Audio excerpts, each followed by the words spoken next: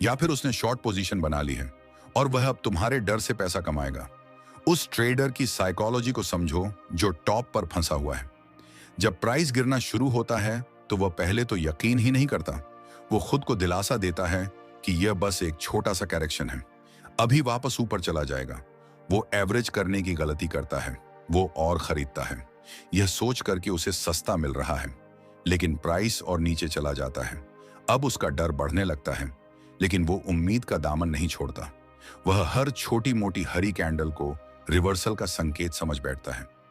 वह उम्मीद करता है कि कोई चमत्कार होगा, लेकिन चमत्कार नहीं होता। प्राइस गिरता जाता है और फिर एक दिन उसका डर पैनिक में बदल जाता है। वो अपनी सारी उम्मीदें खो देता है और अपनी पोजीशन को भारी नुकसान में काटकर बाहर निकल जाता है। और अक्सर जिस दिन वह अपनी हिम्मत हारता है, वही दिन उस डाउन ट्रेंड का बॉटम होता है। विडंबना देखो, लेकिन तुम एक वॉल्यूम एनालिस्ट, तुम इस इमोशनल रोलर कोस्टर का हिस्सा नहीं हो। तुम तो डिस्ट्रीब्यूशन के संकेत देखकर ही अपनी नाव लेकर किनारे आ चुके थे। तुम आराम से बैठकर इस तूफान को देख रहे हो। तुम देख रहे हो कि कैसे तुम्हारी भविष्यवाणी सच हो रही है। तुम्हारे अंदर एक शांति है, एक सुकून है, क्योंकि तुम जानते थे कि यह होने वाला है। तुम्हें वॉल्यूम ने पहले ही बता दिया था। मार्कडाउन फेज में प्राइस सीधी रेखा में नीचे नहीं गिरता, वो लहरों में गिरता है। पहले एक तेज गिरावट आती है, बड़ी बड़ी लाल कैंडल्स बनती हैं और इन कैंडल्स के साथ वॉल्यूम भी बढ़ता है। यह दिखाता है कि सेलिंग में कितना फोर्स है, कितना प्रेशर है। फिर इस तेज गिरावट के बाद एक छोटी सी राहत की सांस आती है। प्राइस थोड़ा ऊपर की तरफ बाउंस करता है। इसे कहते हैं बियर रैली या डेड कैट बाउंस। जो लोग फंसे हुए हैं वह इसे देखकर खुश हो जाते हैं। उन्हें लगता है कि बुरा वक्त खत्म हो गया। लेकिन अगर तुम इस रैली के दौरान वॉल्यूम को देखोगे तो तुम्हें सच्चाई पता चल जाएगी। इस रैली में वॉल्यूम एकदम सूखा हुआ होता है, गायब होता है। यह नो डिमांड का क्लासिक उदाहरण है। यह बताता है कि इस उछाल में कोई दम नहीं है, इसमें कोई बड़ा खरीदार इंटरेस्टेड नहीं है। यह सिर्फ उन लोगों की वजह से हो रहा है जो शॉर्ट करके बैठे थे और अब अपना थोड़ा प्रॉफिट बुक कर रहे हैं। यह उछाल एक और ट्रैप है, फंसे हुए लोगों को झूठी उम्मीद देने के लिए और नए शॉर्ट सेलर्स को एंट्री का मौका देने के लिए। जैसे ही यह कमजोर रैली खत्म होती है, सेलिंग का एक और बड़ा दौर शुरू होता है। प्राइस पिछली गिरावट के लो को भी तोड़कर और नीचे चला जाता है और इस बार की गिरावट में वॉल्यूम पिछली बार से भी ज्यादा हो सकता है, जो बताता है कि पैनिक बढ़ रहा है, डर बढ़ रहा है और यह साइकिल चलती रहती है। गिरावट की एक लहर, फिर एक कमजोर सी उछाल, फिर एक और बड़ी गिरावट, जब तक कि सेलिंग अपने क्लाइमेक्स पर नहीं पहुंच जाती। तुम्हें बस इन लहरों को पढ़ना है। तुम्हें देखना है कि गिरावट में वॉल्यूम बढ़ रहा है और हर उछाल में वॉल्यूम घट रहा है ही। जब तक यह पैटर्न चल रहा है, तब तक ट्रेंड मजबूती से नीचे की तरफ है। तुम्हें खरीदने के बारे में सोचना भी नहीं है। अब बात करते हैं उस हिम्मत की जो तुम्हें भीड़ से अलग करती है। जब पूरी दुनिया खरीद रही थी, तब तुमने बेचने के बारे में सोचा, और अब जब पूरी दुनिया डर के मारे बेच रही है या नुकसान में बैठी है, तो क्या तुम इस गिरते हुए बाजार से भी पैसा कमा सकते हो? हाँ, बिल्कुल कमा सकते हो। इसे कहते हैं शॉर्ट सेलिंग। तुम एक स्टॉक को पहले बेचते हो इस उम्मीद में कि वो नीचे जाएगा और फिर उसे नीचे के भाव पर वापस खरीद कर अपना प्रॉफिट बुक कर लेते हो। यह सुनने में उल्टा लगता है, लेकिन यह उतना ही लॉजिकल है जितना खरीदना और बेचना। एक वॉल्यूम एनालिस्ट के लिए शॉर्ट सेलिंग एक बहुत बड़ा हथियार है, क्योंकि तुम्हें एंट्री के लिए परफेक्ट सिग्नल मिलते हैं। जब डिस्ट्रीब्यूशन पूरा हो जाता है और प्राइस साइज को तोड़कर नीचे गिरता है, वो तुम्हारा पहला शॉर्टिंग सिग्नल हो सकता है। या फिर जब मार्कडाउन के दौरान एक कमजोर सीनो डिमांड रैली आती है, वो भी एक बेहतरीन लो रिस्क एंट्री पॉइंट होता है शॉर्ट करने के लिए, क्योंकि तुम ट्रेंड के साथ जा रहे हो, तुम उस सुनामी की लहर पर सवार हो, तुम्हारा रिस्क कम है और रिवॉर्ड बहुत ज्यादा। इस ताकत को महसूस करो। जब तुम्हारे दोस्त और बाकी ट्रेडर्स अपना पोर्टफोलियो लाल देखकर रो रहे होंगे, जब वह बाजार को कोस रहे होंगे, तब तुम शांत मन से अपना प्रॉफिट गिन रहेंगे। अब तक तुम बाजार के 4 मौसमों को पहचानना सीख चुके हो। एक्यूमुलेशन की शांत सुबह, मार्कअप की सुनहरी दोपहर, डिस्ट्रीब्यूशन की बेचैन शाम और मार्कडाउन की तूफानी रात। तुमने स्मार्ट मनी के बड़े खेल की पूरी तस्वीर देख ली है, लेकिन शैतान तो डिटेल्स में छिपा होता है। अब हम उन डिटेल्स में जाएंगे। अब हम वॉल्यूम के उन सूक्ष्म संकेतों को पढ़ना सीखेंगे जो बड़े मूव्स होने से पहले तुम्हें कानों में आकर बता जाते हैं कि क्या होने वाला है। ये वो संकेत हैं जिन्हें 99% लोग या तो देखते नहीं हैं या देखकर भी समझ नहीं पाते। ये तुम्हारे तर्कश के वो गुप्त तीर हैं जो तुम्हें हर बार निशाने पर पहुंचाएंगे। सबसे पहले बात करते हैं टेस्ट की। बाजार हमेशा खुद को टेस्ट करता है। वह देखना चाहता है कि सप्लाई कहाँ है और डिमांड कहाँ है। कल्पना करो कि एक स्टॉक एक्यूमुलेशन फेज में है। उसने सेलिंग क्लाइमैक्स बनाया, ऑटोमेटिक रैली दिखाई और फिर वो सेकेंडरी टेस्ट के लिए नीचे आया। हमने सीखा कि इस टेस्ट पर वॉल्यूम कम होना चाहिए। लेकिन मान लो कि वॉल्यूम कम नहीं है, तो इसका क्या मतलब है? इसका मतलब है कि अभी भी बाजार में सप्लाई बाकी है। अभी भी कुछ लोग हैं जो इस लेवल पर बेचना चाहते हैं। तो स्मार्ट मनी क्या करेगा? वो रुक जाएगा। वह प्राइस को और नीचे जाने देगा या उसे साइडवेज रखेगा जब तक कि वह सप्लाई पूरी तरह से खत्म ना हो जाए। और फिर वह एक और टेस्ट करेगा। वो देखेगा कि क्या अब वॉल्यूम कम हुआ। ये टेस्ट तब तक चलते रहेंगे जब तक कि वॉल्यूम सूख नहीं जाता। और जब एक टेस्ट कम वॉल्यूम पर सफल होता है तो ये एक बहुत ही पावरफुल बाइंग सिग्नल होता है। ये बताता है कि अब रास्ता साफ है, सप्लाई खत्म हो चुकी है, अब सिर्फ डिमांड है। तो जब भी तुम किसी सपोर्ट लेवल पर प्राइस को आते देखो और वहां एक छोटी सी कैंडल बने बहुत ही कम वॉल्यूम के साथ, तो समझ जाओ कि ये एक सक्सेसफुल टेस्ट है। ये खरीदने का एक शानदार मौका है। अब बात करते हैं एफर्ट वर्सेस रिजल्ट की। ये वॉल्यूम एनालिसिस का दिल है। ये कॉन्सेप्ट इतना पावरफुल है कि ये अकेले ही तुम्हारी ट्रेडिंग को बदल सकता है। एफर्ट का मतलब है वॉल्यूम और रिजल्ट का मतलब है प्राइस का मूवमेंट या कैंडल का स्प्रेड। हमेशा एफर्ट और रिजल्ट में एक सामंजस्य होना चाहिए। अगर एफर्ट ज्यादा है हाई वॉल्यूम, तो रिजल्ट भी ज्यादा होना चाहिए बड़ी कैंडल। अगर एफर्ट कम है लो वॉल्यूम, तो रिजल्ट भी कम होना चाहिए छोटी कैंडल। लेकिन जब यह सामंजस्य टूटता है तो वहीं पर हमें ध्यान देना है। वहीं पर सीक्रेट छिपा है। सोचो एक स्टॉक तेजी से ऊपर जा रहा है, बड़ी बड़ी हरी कैंडल्स बन रही हैं और वॉल्यूम भी बढ़ रहा है। सब कुछ ठीक है, एफर्ट और रिजल्ट एक साथ हैं। लेकिन फिर अचानक एक दिन तुम देखते हो कि एक बहुत बड़ी हरी कैंडल बनी है, लेकिन वॉल्यूम पिछले दिनों की तुलना में बहुत कम है। ये क्या है? ये एक असंगति है। इसे कहते हैं नो डिमांड। प्राइस तो ऊपर गया लेकिन उसे ऊपर ले जाने के लिए एफर्ट नहीं लगा। इसका मतलब है कि इस मूव में बड़े प्लेयर्स का इंटरेस्ट नहीं है। ये सिर्फ कमजोर खरीदारों की वजह से हो रहा है जो भागती ट्रेन में चढ़ रहे हैं। ये ट्रेंड की कमजोरी का संकेत है। ये बता रहा है कि ट्रेंड अब थक रहा है और कभी भी पलट सकता है। इसका ठीक उल्टा देखो, एक स्टॉक गिर रहा है और तुम देखते हो कि एक बहुत बड़ी लाल कैंडल बनी है और उसका वॉल्यूम भी बहुत ज्यादा है। एफर्ट और रिजल्ट साथ साथ है। यह एक बियरिश साइन है। लेकिन अगले दिन प्राइस फिर से नीचे जाने की कोशिश करता है। एक बहुत बड़ा वॉल्यूम आता है, पिछले दिन से भी ज्यादा, लेकिन कैंडल बहुत ही छोटी बनती है, एक डोजी या स्पिनिंग टॉप जैसी। ये क्या है? यह एफर्ट वर्सेस रिजल्ट का सबसे बड़ा उदाहरण है। सेलर्स ने प्राइस को नीचे गिराने के लिए अपनी पूरी ताकत अल्ट्रा हाई वॉल्यूम लगा दी, लेकिन वह सफल नहीं हुए छोटी कैंडल। क्यों? क्योंकि कोई था जो सामने खड़ा होकर उनकी सारी सेलिंग को खरीद रहा था। स्मार्ट मनी सारी सप्लाई को सोख रहा था। इसे कहते हैं अब्जॉर्प्शन। यह एक बहुत ही बुलिश साइन है। यह बताता है कि भले ही प्राइस नीचे है, लेकिन अंदर ही अंदर बाइंग हो रही है और यहां से एक बड़ा रिवर्सल आ सकता है। इन विसंगतियों को पहचानना सीखो। जब भी तुम देखो कि बहुत हाई वॉल्यूम है लेकिन प्राइस कहीं नहीं जा रहा, एक छोटी सी कैंडल बन रही है, तो समझ जाओ कि वहां एक भयंकर युद्ध चल रहा है। अगर यह युद्ध सपोर्ट पर हो रहा है तो यह बायरर्स की जीत का संकेत है, अब्जॉर्प्शन। और अगर यह युद्ध रेजिस्टेंस पर हो रहा है तो यह सेलर्स की जीत का संकेत है। स्मार्ट मनी अपना माल बेच रहा है। तुम्हें बस ये देखना है कि यह हाई वॉल्यूम चर्निंग चार्ट पर कहां हो रही है। एक और सूक्ष्म संकेत है पुश थ्रू सप्लाई। जब प्राइस एक रेजिस्टेंस लेवल की तरफ बढ़ता है तो अक्सर वहां सेलर्स बैठे होते हैं। जैसे ही प्राइस उस लेवल के पास पहुंचता है, सेलिंग शुरू हो जाती है और प्राइस नीचे आ जाता है। लेकिन अगर ट्रेंड मजबूत है और स्मार्ट मनी सच में प्राइस को ऊपर ले जाना चाहता है, तो तुम देखोगे कि प्राइस उस रेजिस्टेंस लेवल को धीरे धीरे पार करने की कोशिश करेगा।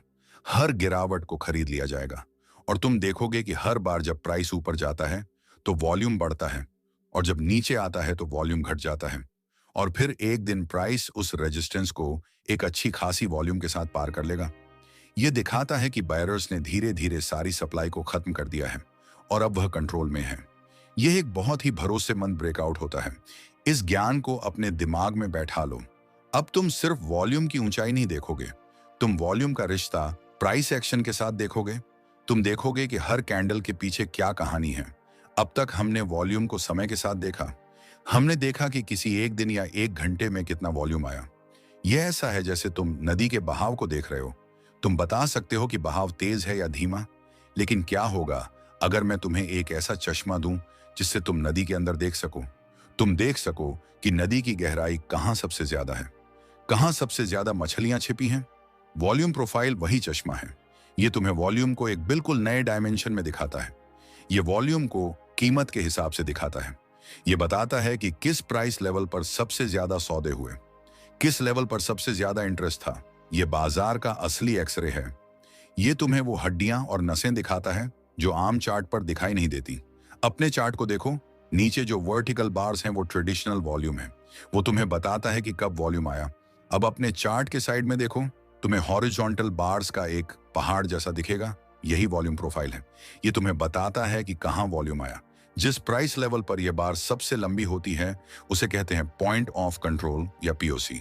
ये वो कीमत है जिस पर उस दिन या उस हफ्ते या उस महीने सबसे ज्यादा बिजनेस हुआ। ये वो कीमत है जिसे बाजार ने सबसे ज्यादा फेयर माना। ये एक चुंबक की तरह काम करता है। प्राइस इससे दूर जाता है, लेकिन बार बार इसके पास वापस आने की कोशिश करता है। पीओसी तुम्हारा सबसे बड़ा दोस्त है। ये तुम्हें बताता है कि बाजार का गुरुत्वाकर्षण केंद्र कहाँ है। वॉल्यूम प्रोफाइल एक घंटी के आकार का कर्व बनाता है जिसे बेल कर्व कहते हैं। इस घंटी का जो सबसे ऊंचा हिस्सा है वो पीओसी है। इस घंटी के अंदर का लगभग 70% हिस्सा वैल्यू एरिया कहलाता है। ये वो प्राइस रेंज है जहां ज्यादातर ट्रेडिंग हुई। ये स्मार्ट मनी का कंफर्ट जोन है। वह इस रेंज के अंदर खरीदना और बेचना पसंद करते हैं। और वैल्यू एरिया के ऊपर और नीचे के हिस्से को लो वॉल्यूम नर्ड्स या एलवीएन कहते हैं। ये वो प्राइस लेवल्स हैं जिन्हें बाजार ने तेजी से पार कर लिया, जहां बहुत कम सौदे हुए। ये वो खाली जगह हैं जहां बाजार को कोई वैल्यू नहीं दिखी। अब इस ज्ञान का इस्तेमाल कैसे करें, ये समझो। जब प्राइस वैल्यू एरिया के अंदर ट्रेड कर रहा होता है तो वह अक्सर रेंज बाउंड रहता है। वह वैल्यू एरिया के हाई और लो के बीच घूमता रहता है। यहां पर मीन रिवर्जन स्ट्रेटजी काम करती है। यानी जब प्राइस वैल्यू एरिया के लो पर आए तो खरीदो और जब हाई पर जाए तो बेचो, क्योंकि ज्यादातर संभावना यही है कि प्राइस वापस पीओसी की तरफ आएगा। लेकिन असली जादू तब होता है जब प्राइस वैल्यू एरिया से बाहर निकलता है। अगर प्राइस वैल्यू एरिया के हाई को तोड़कर ऊपर निकलता है तो यह एक बुलिश साइन है। यह बताता है कि खरीदारों ने कंट्रोल ले लिया है और वह अब नई वैल्यू ढूंढने के लिए ऊपर जा रहे हैं। प्राइस अब अगले लो वॉल्यूम नोड को भरने की कोशिश करेगा। वो तेजी से उस खाली जगह को पार करके अगले हाई वॉल्यूम एरिया या अगले पीओसी की तरफ बढ़ेगा।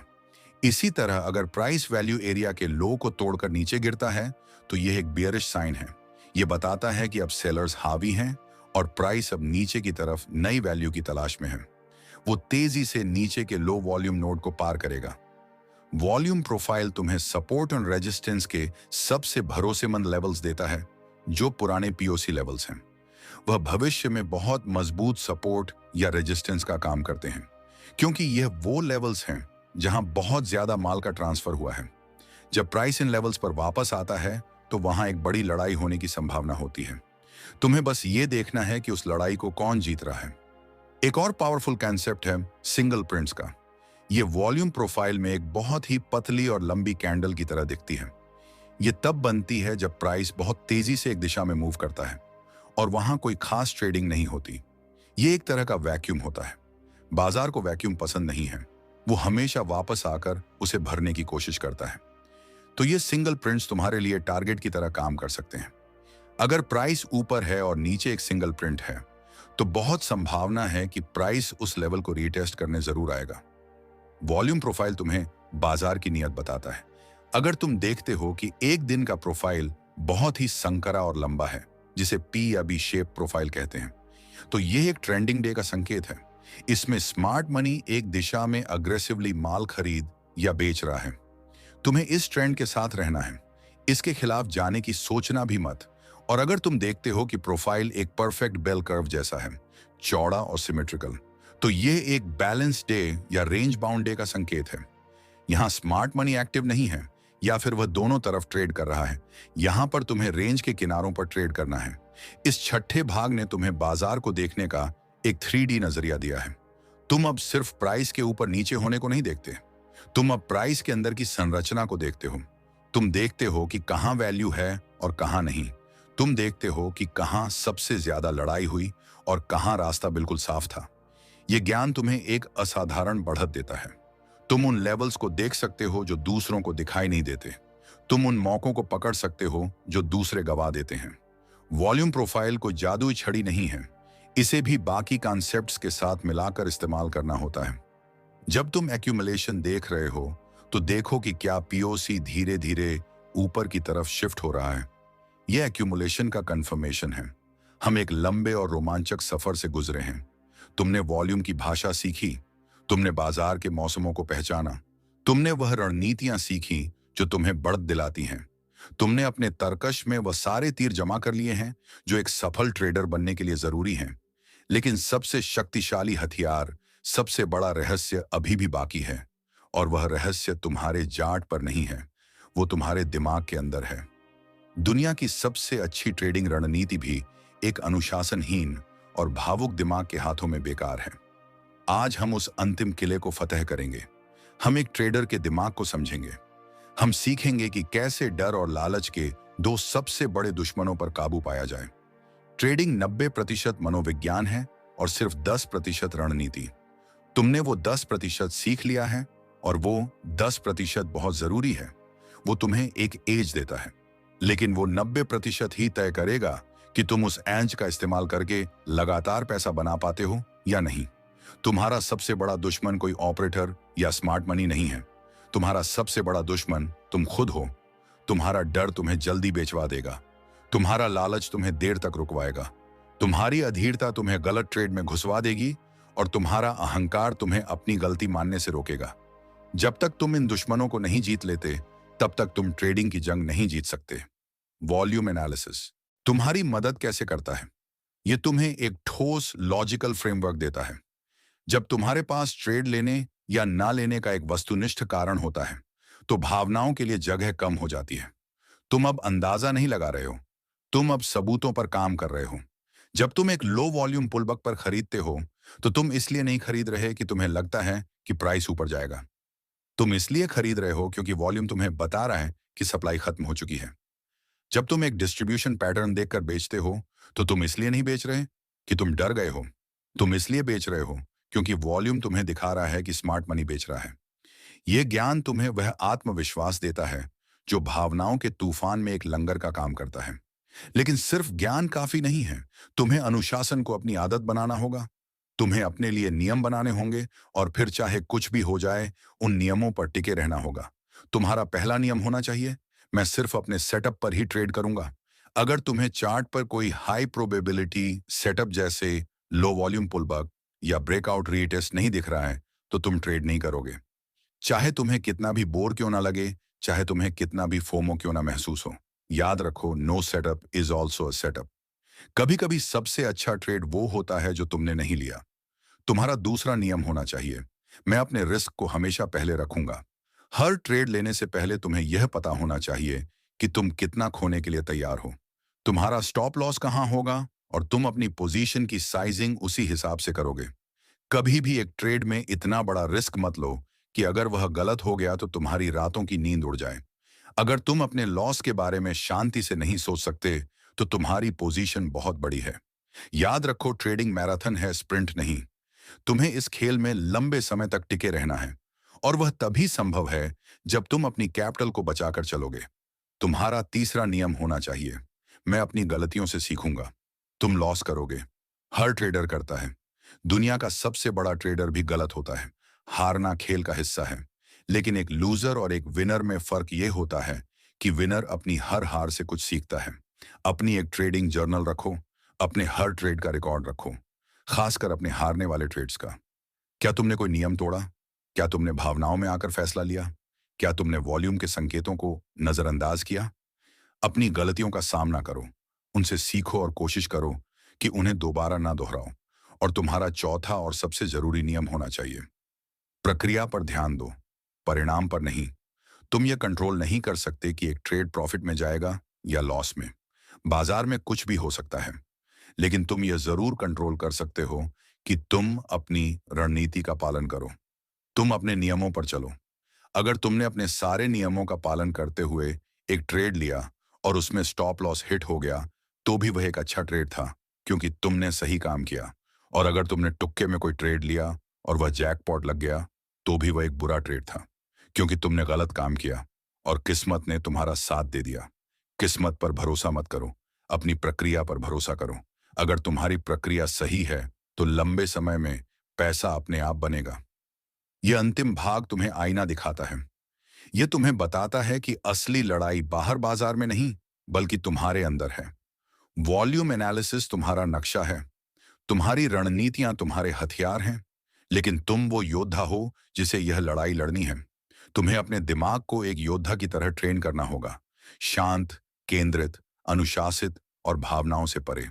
इस पूरी यात्रा का सार यही है कि बाजार में सफलता का कोई एक रहस्य नहीं है। यह सही ज्ञान, सही रणनीति और सबसे जरूरी सही मानसिकता का एक संयोजन है। तुमने ज्ञान प्राप्त कर लिया है, तुमने रणनीतियां सीख ली हैं। अब तुम्हें उस मानसिकता को विकसित करना है। धैर्य रखो, सीखते रहो और कभी हार मत मानो। यह सफर तुम्हारी जिंदगी बदल देगा। यह सिर्फ तुम्हें एक बेहतर ट्रेडर नहीं बनाएगा। और फाइनेंस विद डायनेश चैनल को सब्सक्राइब करें।